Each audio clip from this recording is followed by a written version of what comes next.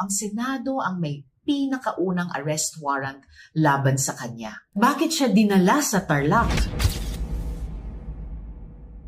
Dapat sa Senado muna siya ma-detain para makaharap sa hearing sa Lunes. Ginagalang ko ang karapatan ng judiciary na maglabas ng warrant, pero ang Senado ang may pinakaunang arrest warrant laban sa kanya. Ang Senado ang nag-trigger ng manhunt. Senate warrant ang bitbit ng ating law enforcers sa Jakarta.